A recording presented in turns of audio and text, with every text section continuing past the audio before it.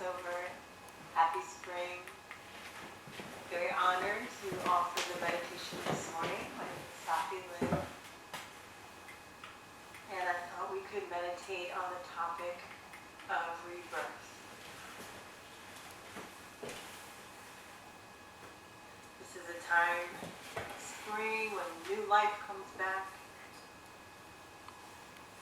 And while we're all sitting at home and self-quarantining, taking care of our brothers and sisters, can't hear me? No, you can hear me. Okay, she's having a hard time. Ashley's having a hard time. But as we're self-quarantining and in this space, starting to think about what it looks like when we come out of this, and how we can continue to keep each other safe, and what we'll be doing, what will our new lives look like, what do we want to rebirth out of this time. So if you're comfortable, I hope you are at home, you can close your eyes and just start noticing your breath.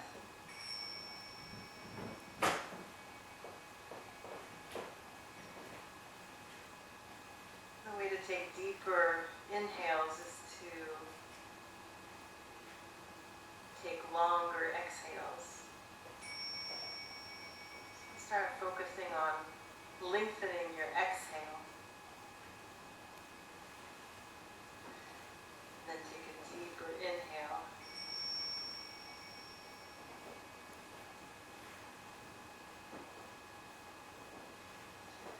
And as I play some music for you, you can contemplate on the idea of rebirth.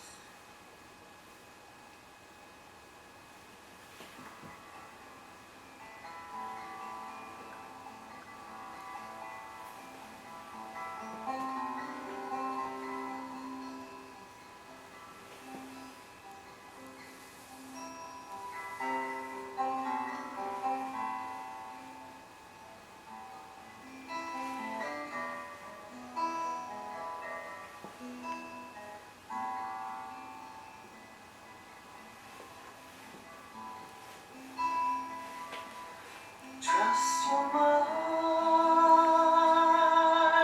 to ask the questions.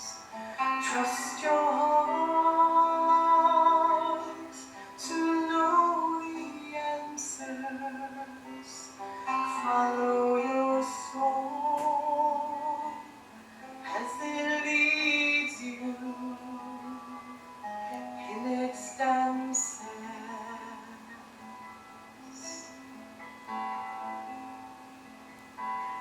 Trust your mind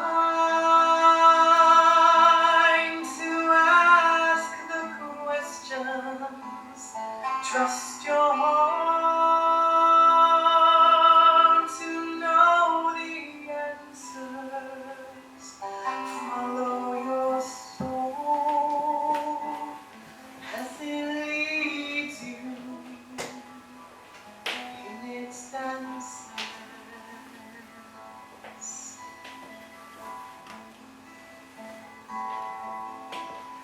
Once in a while you don't know where you're going, and once in a while you don't care. Once in a while you don't show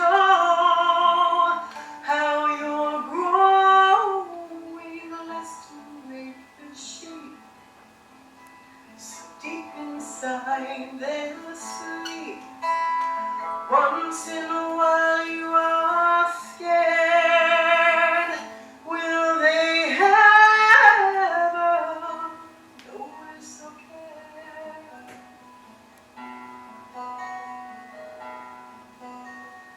Once in a while you smile, fully knowing that you are complete inside that sacred heartbeat. Trust your mind.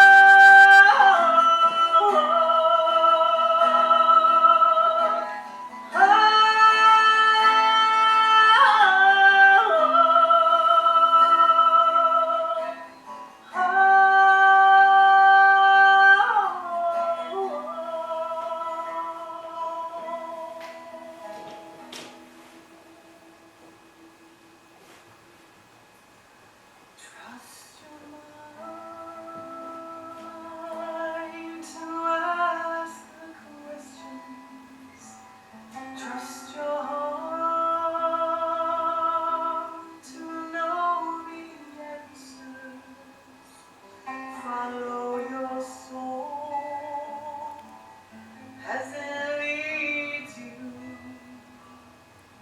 in its dancing.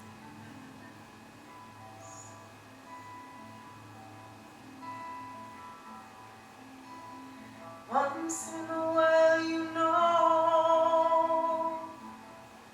where you're headed, and once in a while you see.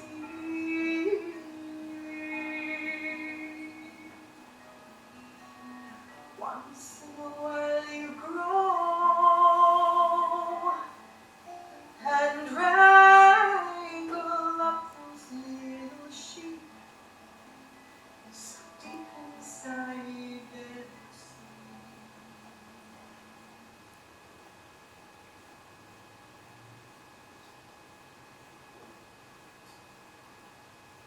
Come back to the breath and that long exhale. This next song says, "Fly with the wind."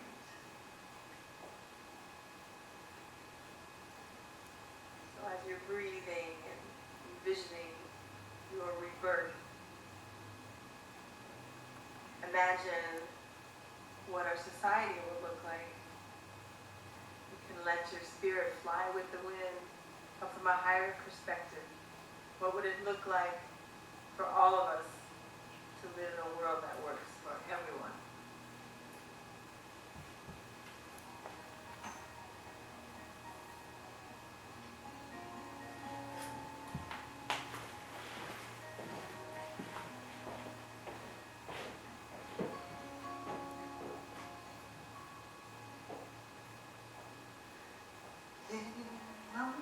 Con tus alas tenus, águila, traemos medicina del viento, del aire, de las estrellas del sol.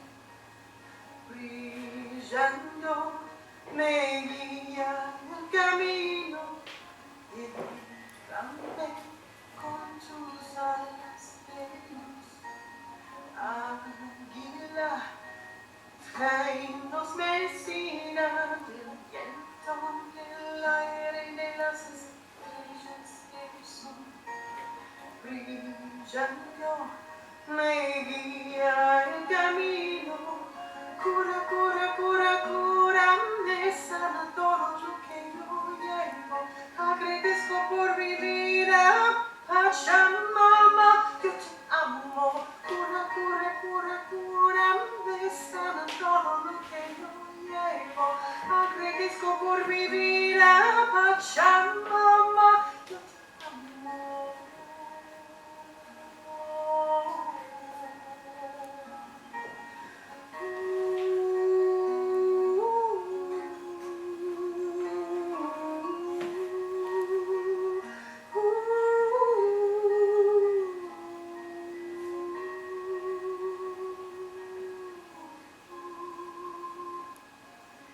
Llévame con tus alas de amor, condorcito, tráenos medicina del cielo, ilumina mi volando me enseña el camino, cura, cura, cura, cura, me sana todo lo que yo llevo. Agradezco por mi vida, Pachamama, yo te amo. Cura, cura, cura, cura, me sana todo lo que yo llevo. Agradezco por mi vida, Pachamama, yo te amo. Vuelo con el viento, vuelo con el viento, vuelo con el viento, vuelo con el viento.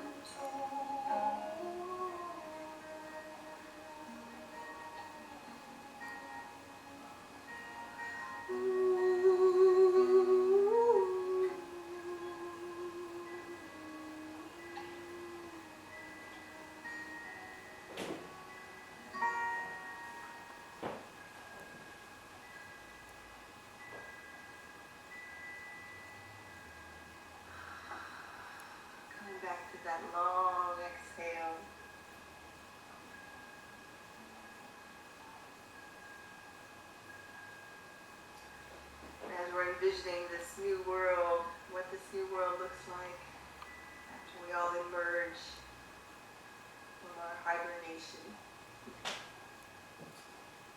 We can realize that this is also a choice. Do we want to continue to live the lives that we've led, that has led us to this place? Or do we want to choose healing, sharing, compassion, giving, and receiving? In this last song, continue to breathe and feel solid in the choice to expand and grow and be reborn on this beautiful day of Easter, Passover, and spring.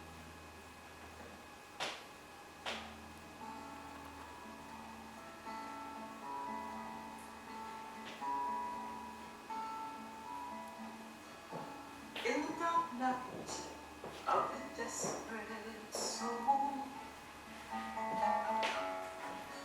when you're lost and don't know which way to go, you've come so far you don't know where you've been. This is where the healing begins.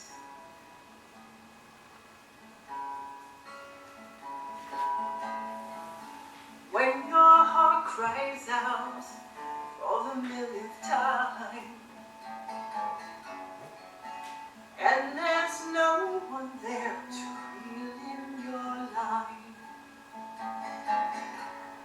when the light inside fades to dim, this is where the healing begins. This is where you find your true voice, where you realize you have a choice. You can let the darkness win. You can let the healing begin.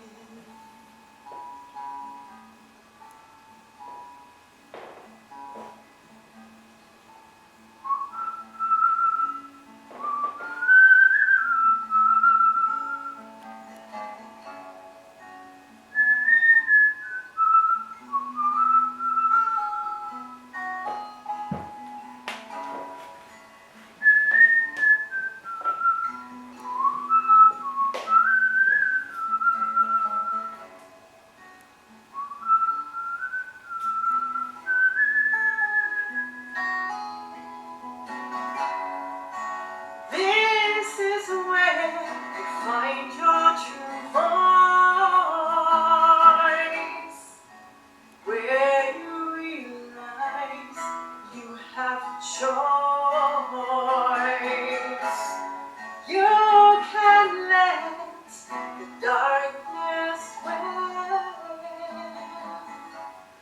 You can let the healing begin. This is where you find your true voice,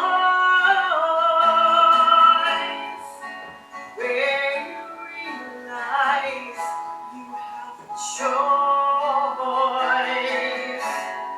You can let the darkness win.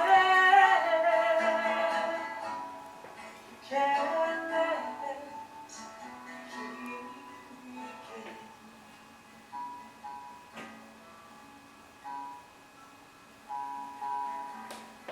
So do your best not to fall apart. Find your strength and embrace the dark. For even if you think your chances are slim,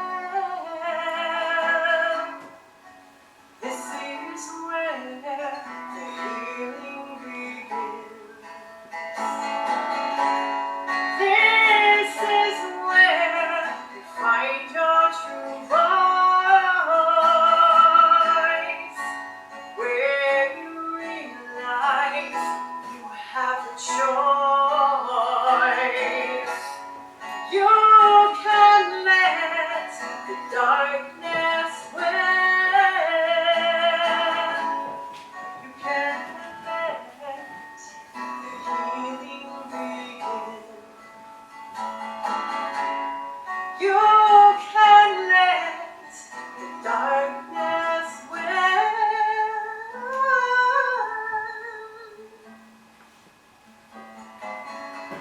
Or you can let the healing begin.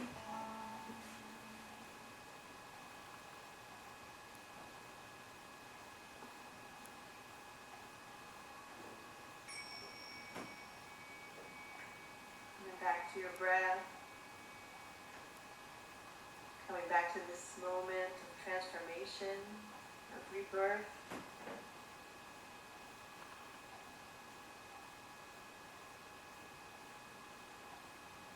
You can gently blink open your eyes. And we'll take a short break before we begin again. We need to use the restroom or grab some coffee before we start. I'll play a short selection around 10:25 and then we'll get started. Thank you very much for having me this morning.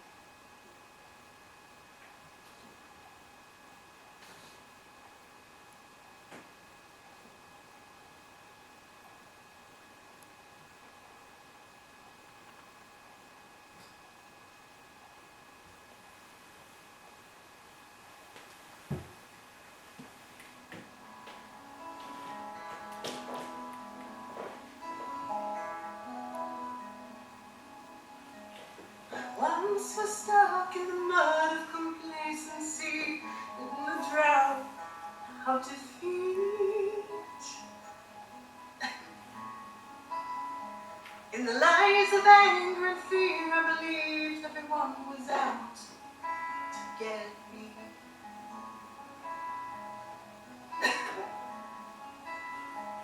It became my traumatic story, and I always searched for a sympathetic ear. But the weight of negativity became too great a burden to bear.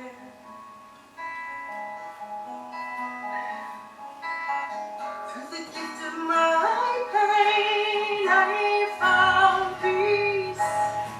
Through the gift of my pain, I found joy and happiness.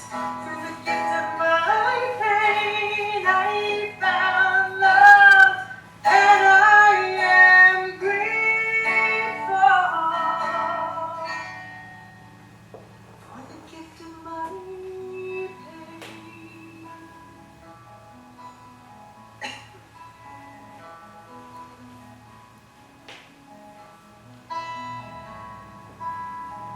It took years of hard work, a lot of self-reflection. Now I've changed. I'm no longer afraid of fear. I'm no longer afraid of pain.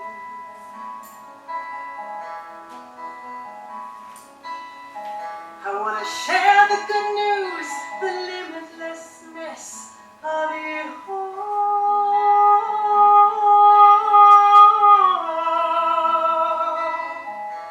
Sing away the pain and break down these walls.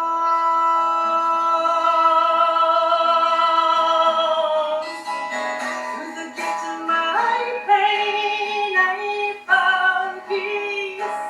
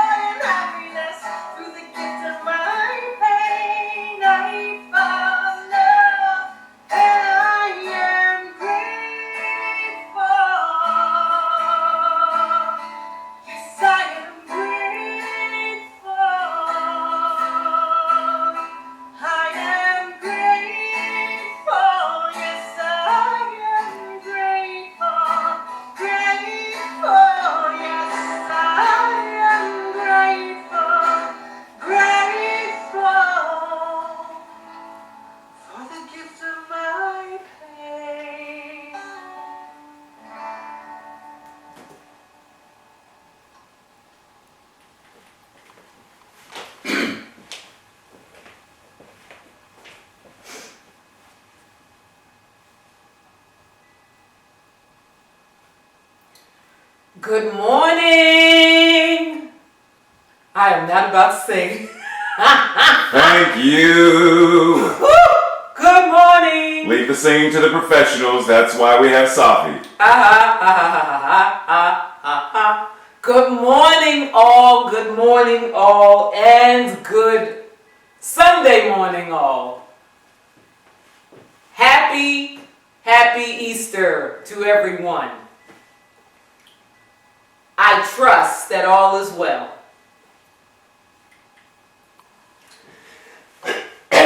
Excuse me.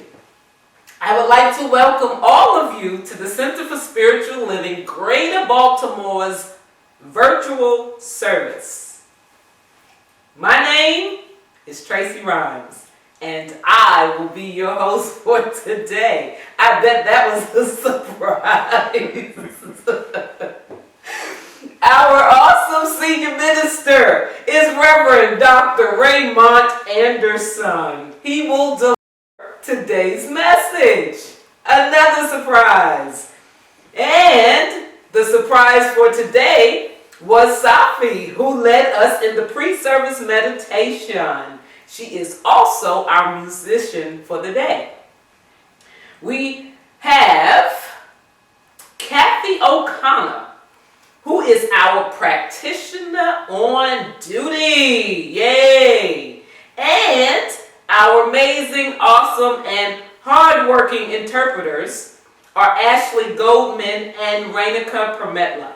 They are assisting with making this service open, inviting, and accessible to the deaf community. At this time, Kathy O'Connor will give us our opening invocation.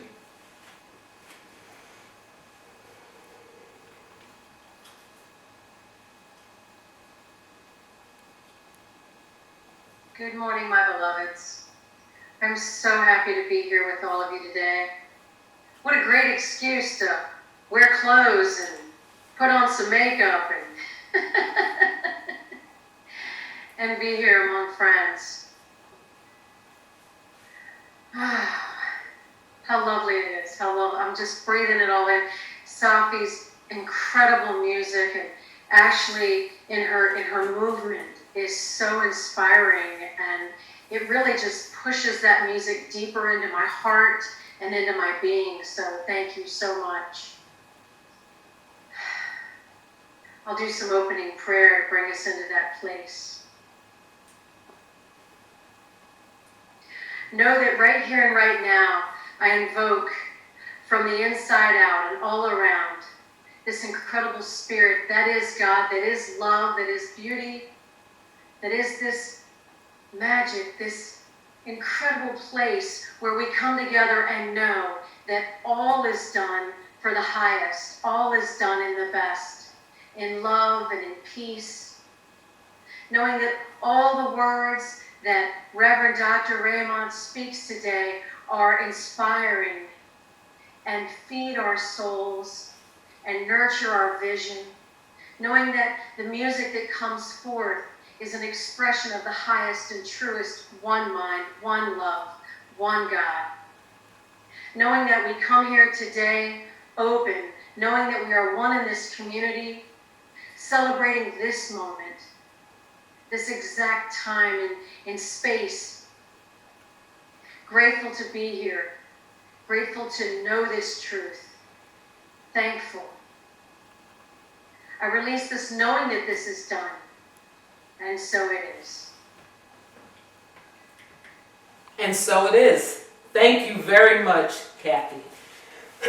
Excuse me. As we join again virtually, we recognize that while we are doing what is personally health conscious and collectively required to flatten the curve, we celebrate and we honor the opportunity to engage socially, admit being physically distant. We celebrate and honor this opportunity to stand together as a beloved global spiritual community, using technology to keep us connected and spiritually nourished as we cleanse our minds and hearts in order to do what is ours to do, to demonstrate a world that works for all. Say it with me. Prayer works. Prayer works. We as a community continue to treat and move our feet, knowing the truth for everyone around the planet. The CSL Greater Baltimore practitioners are available if you want specific prayer for yourself, your family, or another. Prayer is available after today's service, and prayer requests can be sent at any time to info@cslgreaterbaltimore.org.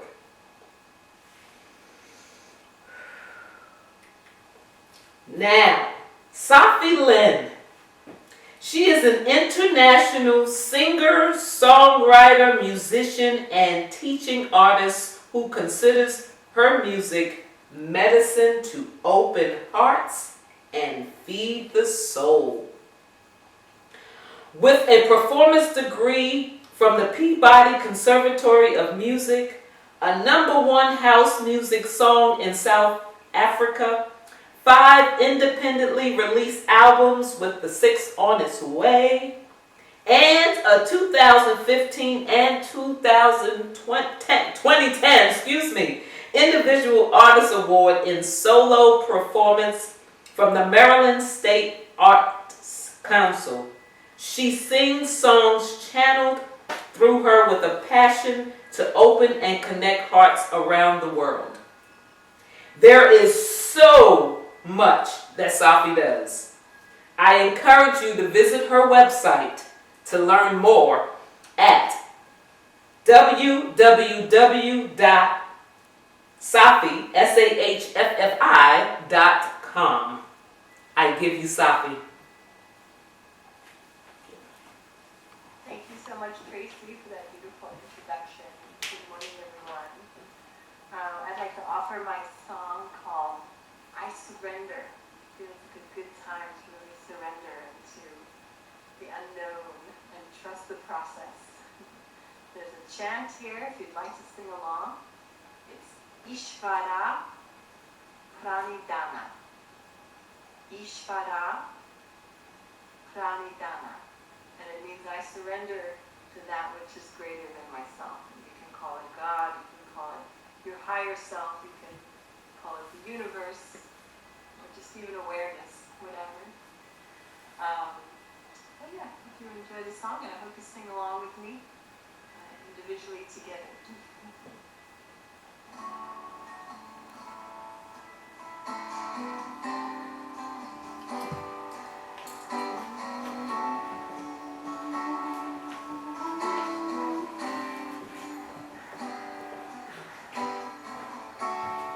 Take me to where you want me to go. Lead me to what you want me to know. I surrender.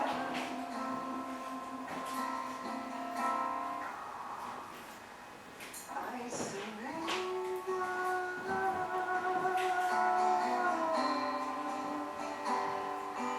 I surrender.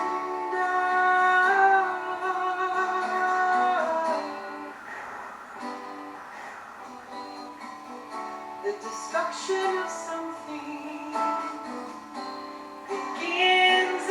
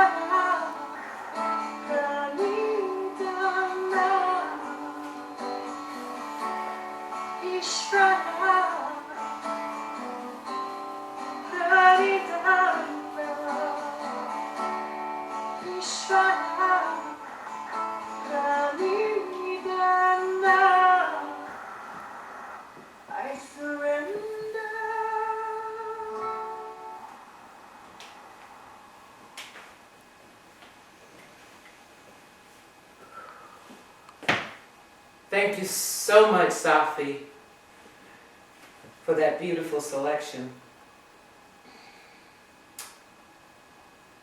To prepare us for the message that we are about to receive, along with the lesson, Kathy O'Connor will lead us in the meditation, and she's going to get us going to prepare us for Reverend Dr. Ray.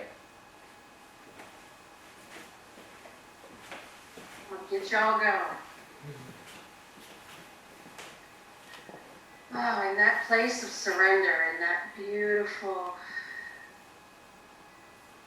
sweet letting go of surrender, I suggest that you take a nice deep breath in through your nose, hold it and release it out of your mouth slowly.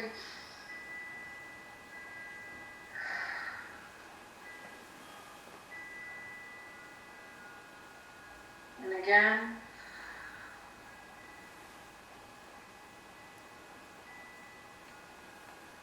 Allowing yourself to soften into that place within and without, the stillness, the softness, the expanse that is the surrender of letting go. And being exactly where we are, right here, right now in this moment. Knowing that nothing else matters. Anything that we need to give attention to will wait. We take this moment for ourselves to reconnect to that innermost place where we connect with the Most High.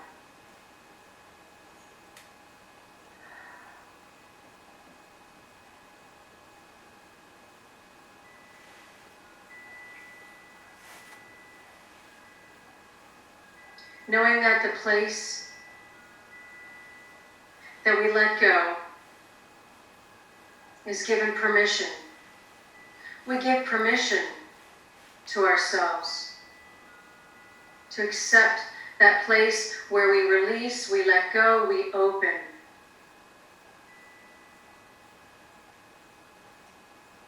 Knowing that being broken open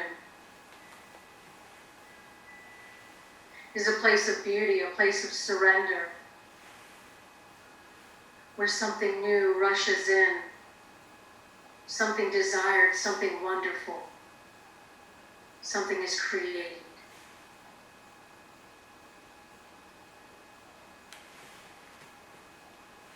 I suggest you take a moment and confer with your innermost self, deciding what is it to be. We have that choice. Following the breath.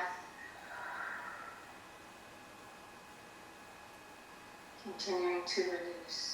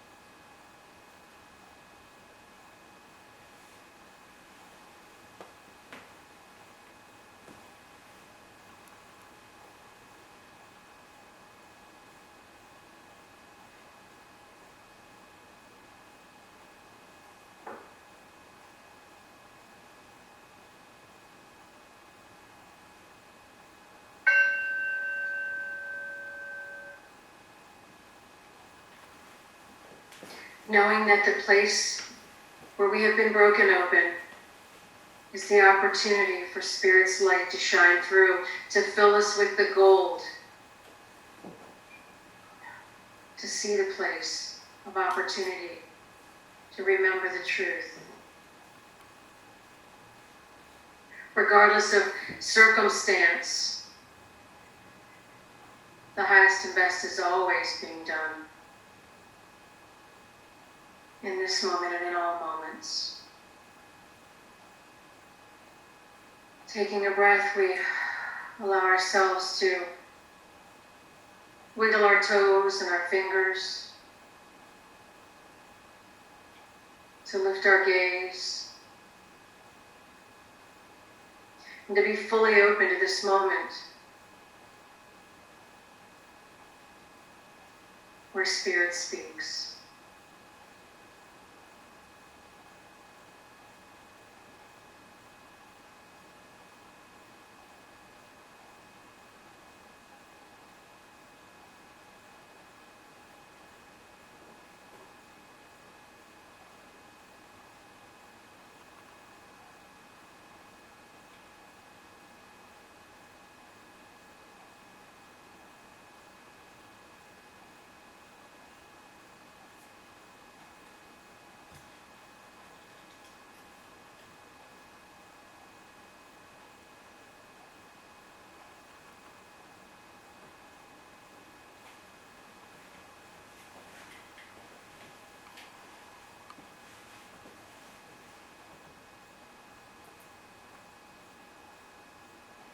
Thank you, Kathy. Excuse me. Thank you, Kathy. And staying in that space, I give you now Reverend Dr. Raymont Anderson, Senior Minister, CSL, Greater Baltimore. And I ask that during his talk, that you continue to send him some energy and some love and some encouragement as he delivers this message to all virtually. I give you Reverend Dr. Ray.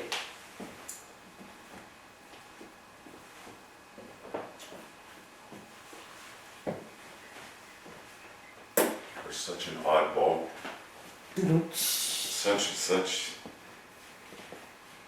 Wow.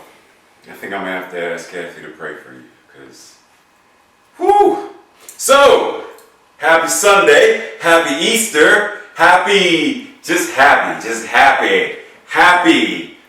have this opportunity once again to gather together, to be socially engaged and connected via this amazing technology that we have in the year 2020. It is so cool to know that we can still get together as a spiritual community and celebrate and honor the divine magnificence that we are. So, you already know that sometimes Ray, talks a lot. Hey, watch it. It's Easter Sunday. So, Tracy, leave me alone. So let's jump straight into today's lesson, message, sermon, whatever you want to call it. Are you ready? Because it's going to require some work. It's going to require some work. But let's go. So today, the title is Broken Open. And it says, a tale of 2 Easters, but that could actually be a tale of 200 or 2,000 Easters. Because we have the traditional theological Easter. We have the feminist Easter because the Christ revealed itself or himself to women first, and women carried the message. So that's a feminist Easter.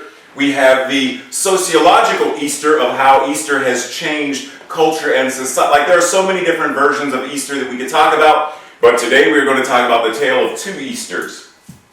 One Easter revolves around the old paradigm that has kept many in the tomb, T.O.M.B, whereas the other E.A.S.T.E.R has given rise and invites us to the eternal resurrection of the self, lowercase s, to the self, capital T, the capital S, self, as a continual process of evolution.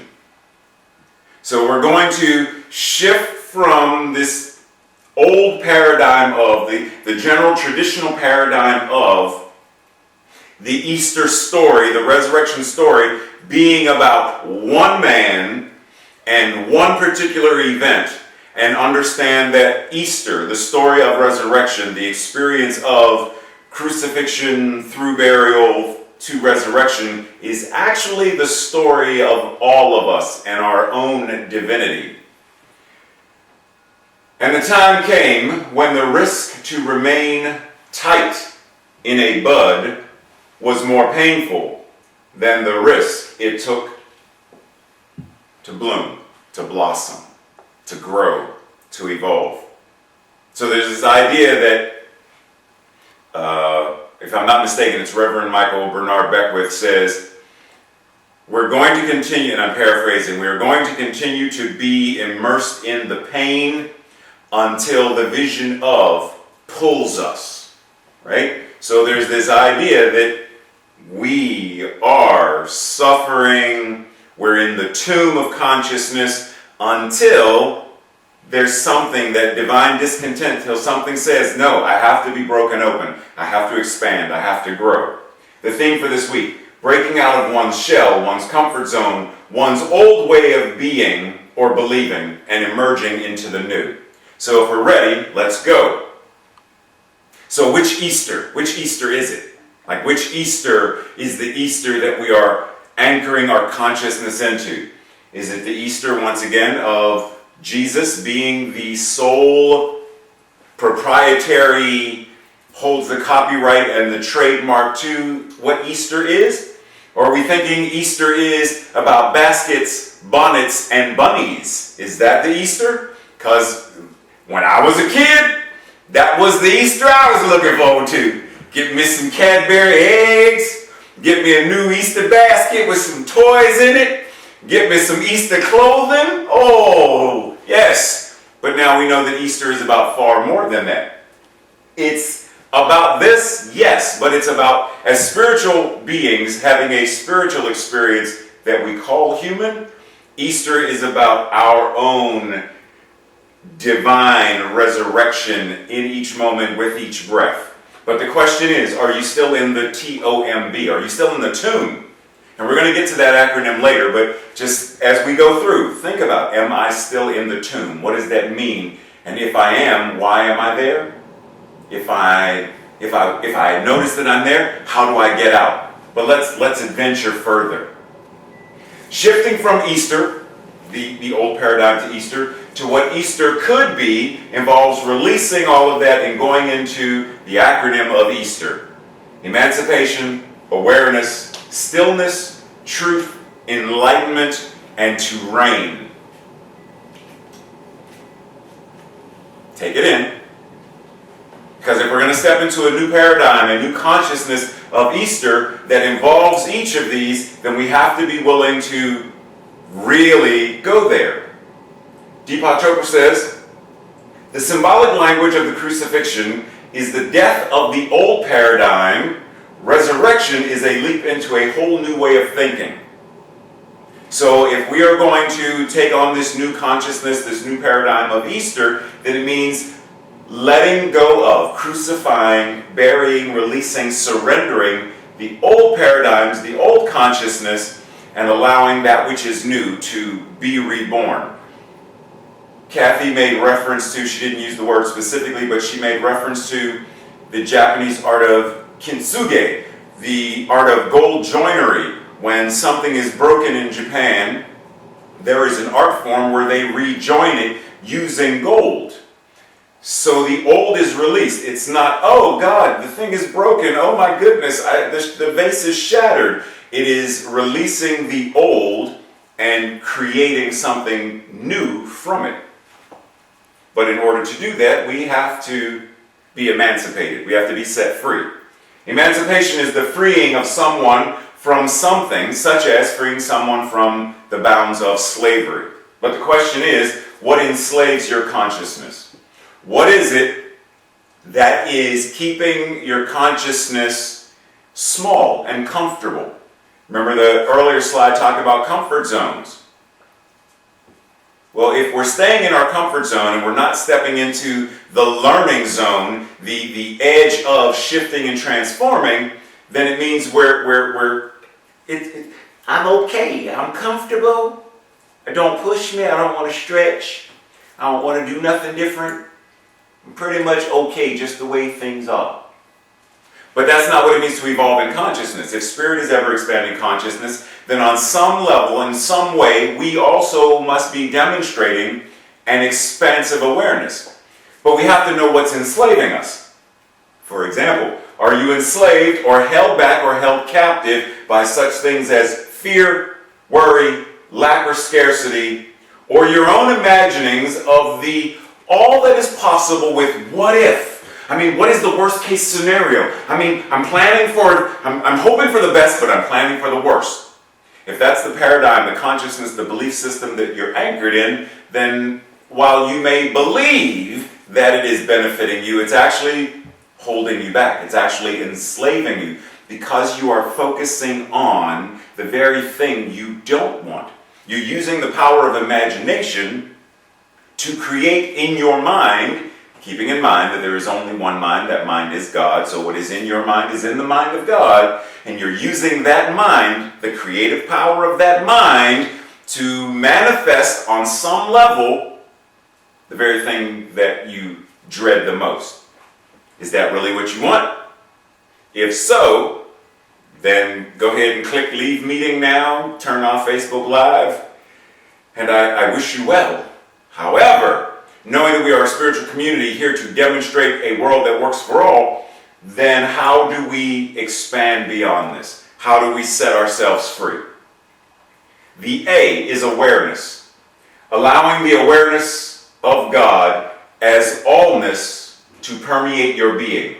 Recognizing that what it is must be what you are because it is all there is. Allow that to rise to your awareness. And not just your awareness when we gather on Sunday, but your awareness Monday, Wednesday evening, Friday afternoon, Saturday when you're at the club shaking a tail feather. Like it doesn't matter when or where you, being the very body of God, incarnated as you, then bring that awareness that I am God shaking a tail feather. I am God in my cubicle at work. I am God wearing a face mask at this present moment to flatten the curve. I am that which it is. Allow that to be in the forefront of our minds as often as possible. 24/7, yeah, maybe that's a stretch right now. It's possible, but maybe that's a stretch for us right now. So let's try 7 minutes 24 times a day. Like, is that more doable? Just for 7 minutes. Let me allow myself to be permeated with the awareness that the absolute, that all that God is what I am. What is God? I mean, what is it? Identify various traits, qualities, attributes that are God's, that we would say that are God's, and then recognize that all that it is, they are ours. So, any ideas about what it means to be life-affirming, recognize that all that is, because God is all there is. There's only one life. So everything that we say, God is love, God is magnificence, God is creativity, God is inspiration, whatever it is, if it's all there is, then it's ours as well. So allow that to come once again to the forefront of our minds. Higher states of consciousness, allow all that to know whatever it is, allow it to be yours. Allow it to be that which you can align with, tune into, and have a coherent vibration with. There is no pedestal for Jesus to be placed on, because all of the wisdom, all of the power, all of the everything that Jesus had access to, so do you. Why? Well, one, Jesus said, quoting previous scripture, "Is it not written that ye are gods?" It's one. Jesus said, "Is it not written that ye are gods?" Two, "So I did these miracles, and so can you, and even greater." Three, God is all there is, and what it is, you are. So the exact same access that he had in his awareness, in his alignment with, is the exact same thing that we have. All of the wisdom, all of the power, all of the presence that was there with him, in him, as him, is here now, in, through, and as each and every one of us. So take him off the pedestal, remove the pedestal, and recognize that we are all the same in God. Every single one of us. The S is stillness. Stillness refers to our ability to consciously quiet the body, quiet the mind, quiet the body of movements, to be able to sit still, to quiet the mind of thoughts that are not life-affirming. Because keep in mind, it is my intention to assist us in shifting away from this idea of thinking negatively, thinking positively, because then that creates that duality. And if we remember several lessons, I emphasize the idea that the battery has a positive and negative charge. The negative does not mean it is not life-affirming. The negative serves a purpose. It is the dark. It is the feminine. It is the intuitive. So thinking negatively could be, I am accessing my intuition. So let's shift from even speaking or thinking in terms of being positive versus negative, in terms of what is life-affirming and what is not. What is life-affirming and life-denying. So, stilling the mind of thoughts that are not life-affirming. Specifically, any thoughts about what you can't do, any thoughts that stir up lack, scarcity, fear, anything that stirs that up. Quiet the mind of that. And then quiet the emotions of any extreme highs or extreme lows that we want to feel attached to at times. Sometimes we get so happy and elated that we want that happy moment to last forever. Well, you've now made that the drug of choice. Because now you believe that this, whatever it is, red velvet slice of cake, or this time at this party, whatever it is, has now become something that you are clinging to because you want it to last. You believe that this thing is the source of your happiness. But it can't be, because then that's external. Our innate joy and happiness are right now, right here, present. Meaning, happiness can be accessible even if I am in a mood of, in an experience of depression. I don't need something external to make me happy. I can shift my consciousness through practice, through spiritual principles and stuff, and shift it and make use of and tap into that innate divine wellspring of happiness. But I have to quiet myself quiet my body, sit still, quiet my mind, focus on life affirming, still the mind, still the emotions. And in that space of stillness where I'm not busy, then I'm able to recognize and able to see and able to understand and able to step into this new way of being. T for truth. Truth is that aspect of what we are that is unchanging amid the ever-changing expanse of what consciousness is. Just as there are laws of physics, such as the laws of gravity, the laws of buoyancy, the laws of aerodynamics, physical laws that are unchanging. It's not like you're going to walk outside one day and because gravity is like, look, I'm working from home today, so I'm not, and then you step outside and then all of a sudden you float away because gravity is working from home. Gravity is always working. The laws of buoyancy are always working. Aerodynamics, always working. Newton's law, it's always working. And they're unchanging. There are also spiritual laws and principles that are unchanging. God is all there is, and what it is as absolute goodness, wisdom, power, potential, etc., each of us is. So how do I anchor to that truth that does not change? You can never make yourself any less God. You cannot make yourself any less holy. You cannot make yourself any less divine, magnificent, beautiful, powerful. You can deny it, but you can't change it. It is the unchanging truth of our being. So how do I align more frequently? What spiritual practices, how do I engage my spiritual practices so that I am anchored in truth more often than not? Anchored to what is life affirming more often than not. So think about, let's go back to gravity for a second. I've used this example before. There are specific times when you do whatever you do and you're not thinking about gravity. But there are certain things that we do. That could be riding a bike, it could be ice skating, it could be parajumping, skydiving, it could be any of those. And gravity becomes a thing in the forefront of our mind because now there's the potential that we may fall.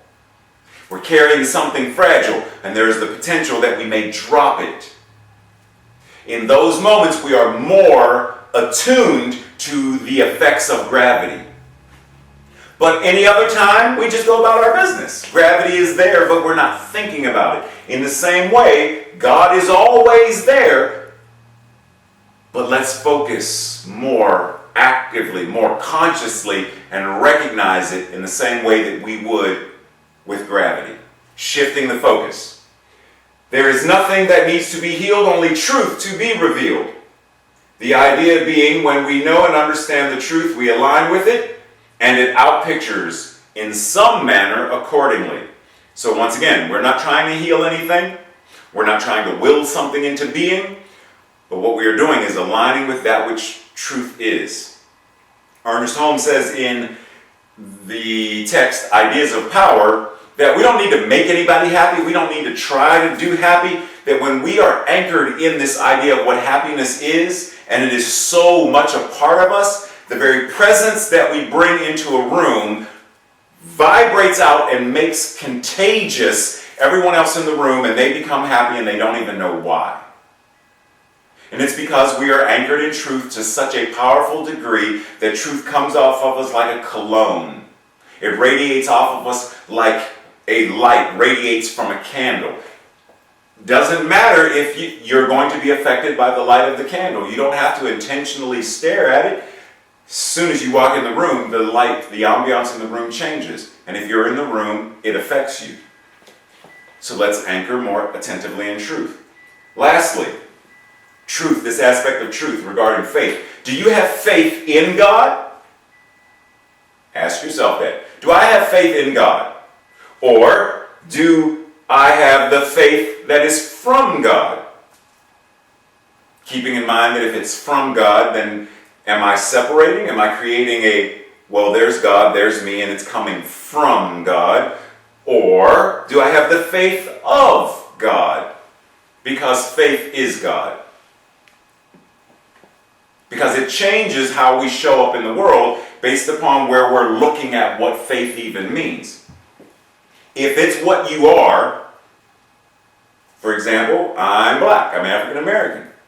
Is there a African American or black muscle that I can do more and be more black? Like, can I do something? What can I do to be more black? Because if I wear cowrie shells and a dashiki, it doesn't make me more black. Tracy's over there don't like the picking. It doesn't make me more black. It doesn't change. It's what I am. So, in like manner, faith is not per se not a muscle either. Faith is what we are. Faith is showing up in, through, and as us. So let's anchor to the truth that faith is a manifestation, a demonstration, an expression of God. And when we anchor in the truth, then because right now, everything we're doing is based on some level faith. Like you joined in this webinar thing, this Zoom thing, this Facebook Live thing, because you had faith that the link would work. Especially those of you who previously tried it, didn't work, password, don't have, can't get in. But you had faith that if I reach out and ask Ray, if I reach out and ask Tracy, if I go to the website and click on the link that Frank provided, like if I do this, I have faith that it will work. And voila, you are here. It has worked. That's faith. Ernest Holmes says in Science of Mind, the spirit that raised Jesus dwells in all. And it is all. It's not just in us, it is us. This spirit quickens our mortal bodies when we let it. When we let it. It's there, but we have to actively, consciously anchor and ground into it and make use of it. In the same way electricity is here, but if I don't plug in and flick the switch, I am sitting in the dark. Here is a lesson in mental and spiritual healing. As the truth dawns upon the subjective state of our thought, it stimulates it into newness of action. Everything works from within out. How am I shifting everything within me, my consciousness, my thoughts, my feelings, my words, everything that starts inside, internally? How am I shifting that? So that it becomes an action. Not just a theoretical thought in the idea of healing and quantum relativity, but it becomes an actual lived experience. The E, the other E, because we had emancipation, now we're on the other E. Enlightenment. Enlightenment is simply the recognition and realized awareness of your divinity to such a degree that you are more effectively able to choose that which is more life-affirming. More life-affirming thoughts, more life-affirming words, more life-affirming relationships, more life-affirming actions. Enlightenment is knowing what you are and then responding accordingly. Eric Butterworth says in the book Practical Metaphysics that the most effective time to employ namaste or namaskar is when you do not want to do it. So, for example, you're in line at the grocery store and you're supposed to be 6 feet away from each other. And this guy behind you is close enough to touch you on the shoulder. And his arm, it clearly isn't 6 feet long. And you're wearing a mask and he's not. You have gloves and he doesn't. And it's grating your nerves because your name is Tracy. And you want to turn around and say something. That right there is the time to anchor in namaste. When you're watching the news and you hear about from whomever, that is the time to recognize the divine in, through, and as everyone. That is the time. The Bible says, look, it's easy to love and be friends with the people who love you back. The challenge is loving those who do not love you. Loving those who want to harm you. And no, that does not mean loving them and running up to the person that wants to hurt you physically, emotionally, sexually. That doesn't mean running like, I know you're going to punch me in the face, but I just love you. That doesn't mean that. It means anchoring to this realization that you know that they must also be what God is. And you allow that love that is God to love itself in, through, and as this other person, even while you're dialing 911. It means you have no room or space within you for hatred, bitterness, and animosity. Big difference. Enlightenment is choosing to do this. Choosing to do this. Choosing to be aware. Choosing to practice. Choosing to walk the walk. It is a conscious choice to rise and, like the lotus, to bloom while in the midst of the muck and the mud. So each moment, each time we choose to rise, we are anchored in this concept of enlightenment. To reign. Reigning is taking authority, being the most life-affirming, effective steward in our lives that you possibly can be, which can only occur if we have put into conscious activation each of the previous steps. Until we do so, we will remain in the tomb. We will remain in the T, traumas, O, obsessions, M, misaligned paradigms, beliefs, and practices, and B, brokenness. Until we take authority and practice this spiritual teaching, we are going to be bound in the tomb of whatever trauma there is, whatever obsessions we have, because we can be obsessed with lack and scarcity. I gotta count every coupon, and I gotta rob from Peter to pay to Paul, and I gotta do this, and you're obsessed with how you're managing your money then. It's now an obsession because it's where you're focusing your energy. We are misaligned paradigms, and beliefs and practices can keep us in the tomb and our brokenness. Believing that you are simply a sinner, that you are never going to be any better, that you can't be, that you are anything less than the divine, can keep us buried in the tomb. Funny thing is, so there's this gentleman by the name of Milton who said, it's better to reign in hell than to serve in heaven. Very interesting concept, but I want us to recognize to reign in hell and to reign in heaven, it's simply a choice, because you're going to reign regardless. You can reign in your depression. You can reign in your addiction. You can reign in your lack and scarcity. You can reign in your trauma. You can reign. You are ruling your life based upon paradigms, thought forms, your consciousness. Or you can shift that, and because if we say we believe that heaven is within, and that we experience it to the degree that we become conscious of it, doesn't that mean that hell is inside too?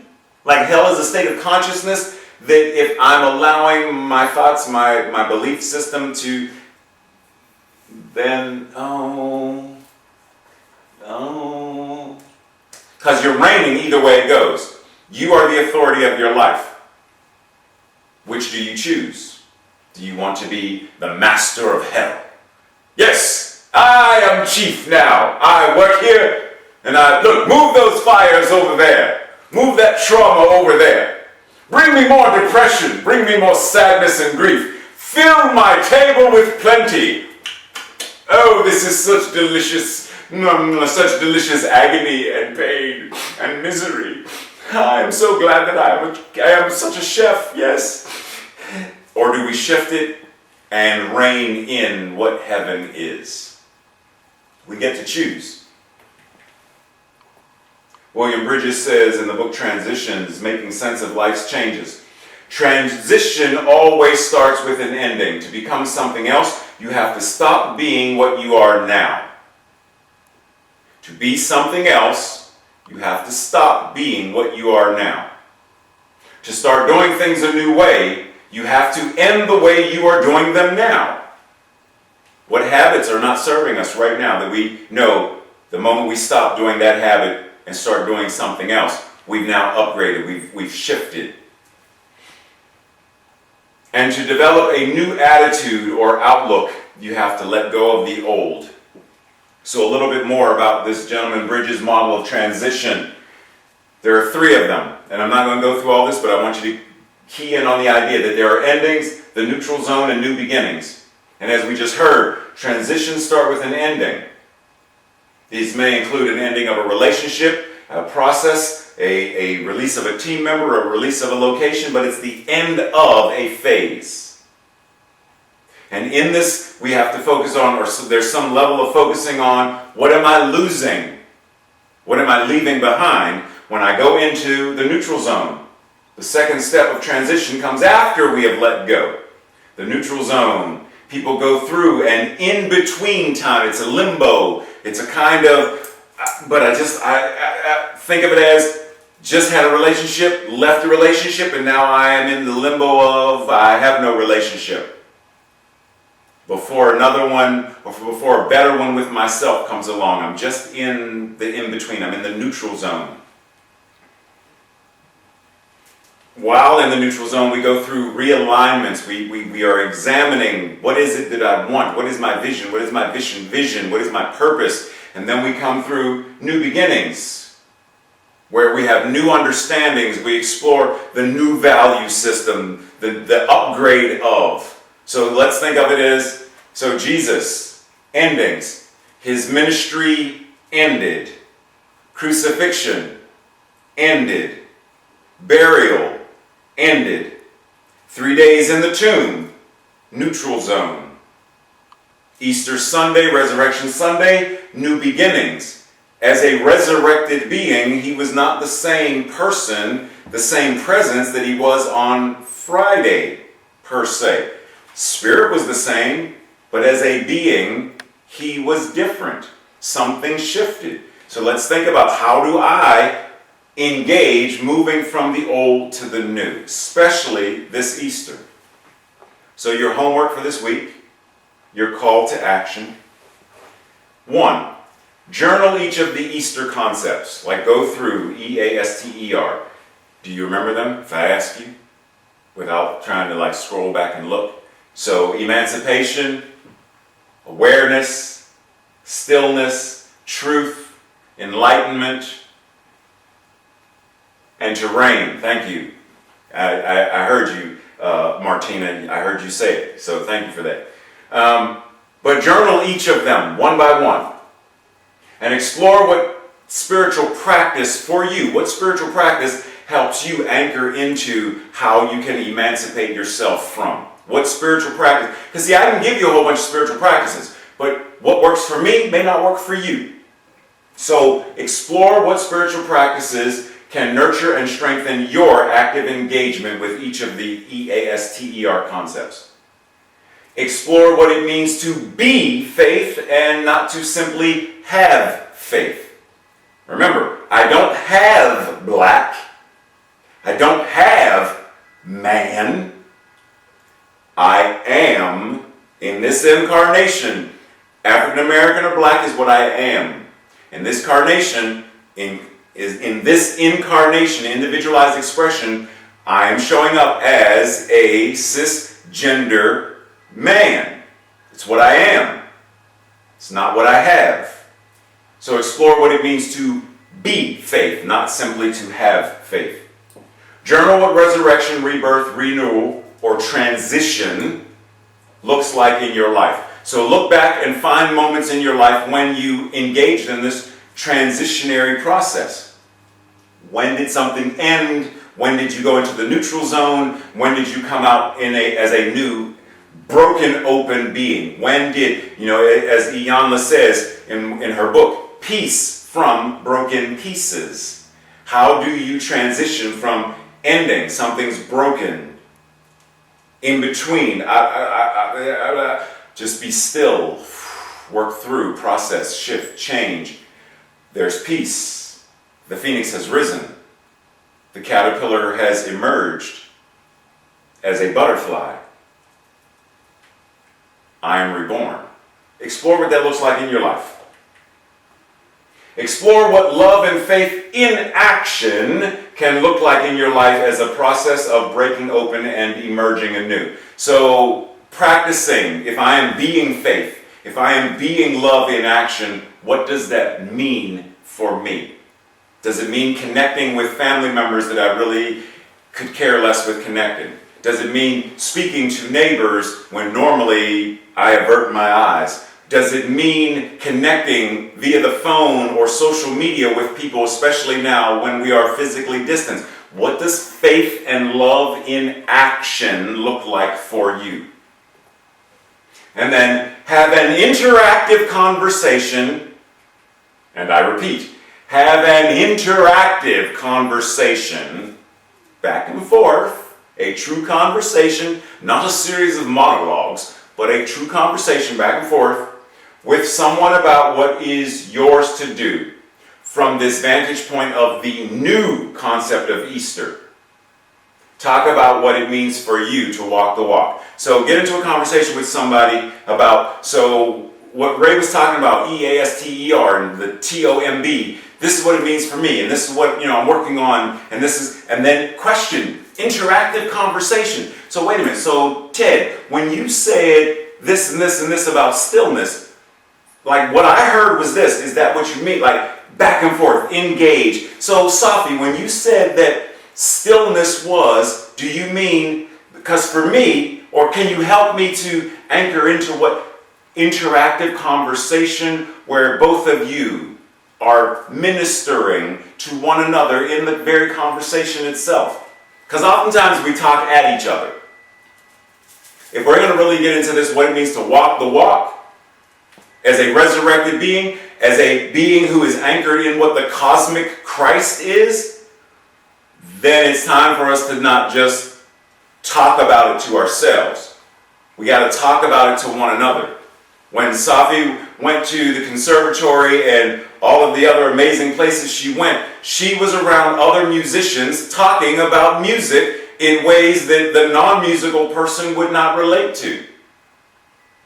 So we should be talking about spiritual matters with one another the way metaphysicians talk about spiritual matters. Our affirmation for the day, for the week. I'll read it first, and then if you are so inclined and feeling anchored, together. Today I am open to great changes in my life. I am claiming the highest expression of who and what I am. I claim my greatness now. Together. Today, I am open to great changes in my life. I am claiming the highest expression of who and what I am. I claim my greatness now. And, speaking of greatness, it is that time that we welcome back to the stage. We welcome back the most amazing, the most beautiful, the most talented, the most awesome, the most fantastic. Time for Safi to grace us once again with her musical gifts. Thank you, Safi. Thank you, Dr. Reverend Ray. You're so awesome. I love you so much. Thank you for that. I'm going to be journaling, yes? I wrote it down. Really great awareness. Thank you very much. So I want to do a sing-along. I know you guys all know this song. For a while we were ending services with this one. So please sing along, okay? It's a simple one. Goes along with it. I'll release and I let go. I let the Spirit run my life, and my heart is open wide. Yes, I'm only here for God. No more struggle, no more strife. With my faith I see the light. I am free in the Spirit.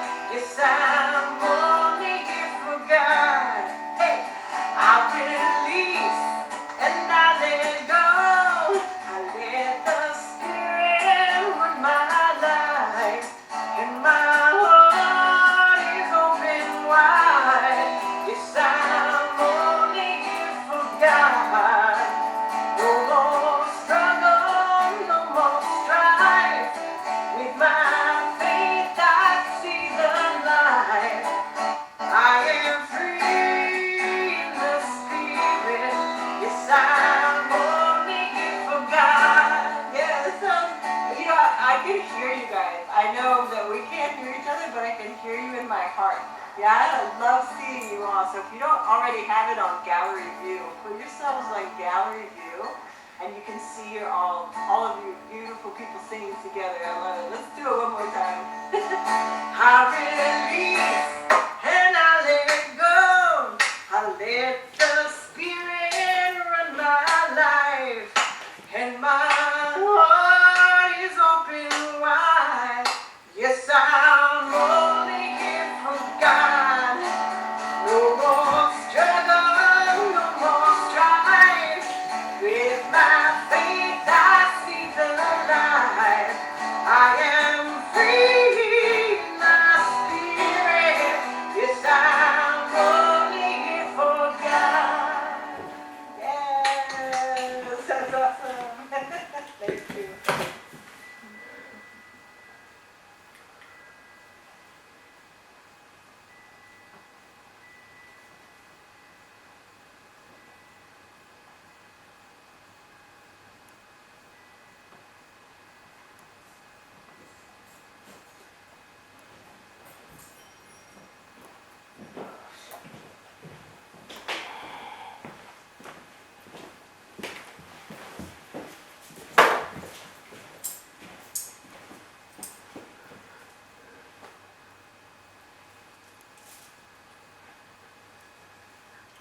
Let me stop playing with Tracy, because Tracy, like, I don't know what I'm doing. Thank you, Safi. As always, your music is uplifting and empowering and vibrationally changing of the quantum matter of the physical body, the aura, the chakras, all that good stuff. So, as always, thank you very much. So, it is that time in service for us to anchor and ground in what it means to consciously give. So, be honest. For some reason, and this is happening at various centers, for some reason a lot of people have this idea that, well, if I'm not there in person, then, what's the point? What's the point? Well, what the point is for CSL Greater Baltimore, we are right now in the process of working on getting a new building, getting our own space, having a children's ministry, a full-fledged music ministry, a theater ministry, and a whole lot more, a labyrinth, windows, and being able to have outreach in more ways than we are right now with Baltimore Station and the elementary school. Like, we want to expand this. Well, then we have to plant the seeds. And what we know is that the energy of money is part of the seed that goes into what it takes to keep a center functioning in the world of finance. So not only are we tithing to where we are spiritually fed, but we are also investing in our spiritual community. So there are a variety of ways one can tithe. One of the easiest things to do is go to the website, cslgreaterbaltimore.org/giving, and you'll see that there is a PayPal option, there is a text to give option, there is a mail your check in option, there is a send it by carrier pigeon option, there is a use the Star Trek transporter to beam it aboard. Like, you have a whole lot of option of how you can do so. Most important thing is that you do so. I don't have the... Thank you, Tracy. Oh, and it was up there, but just a quick reminder, if you somehow forget or you're not sure what I just said about transporter and all that stuff, you can either email Sue or you can email myself, and we will make sure you get the information. And at this time, let us recite, declare, and announce our prosperity declaration. I joyfully, consciously, and gratefully participate in the law of circulation. I trust in the spiritual principle that says, as I sow into my beloved community, I demonstrate my awareness of standing not only in the flow, but as the flow itself. As I sow of myself, my time, my treasure, my talents, I demonstrate my support and engagement in my community's vision, mission, and purpose. I actively give as a demonstration of manifesting, of reaping the harvest of a world that works for all. So knowing that everything that you are donating, everything that you are tithing, every aspect of this thing that we call money, the energy that we call money, knowing that what it is God.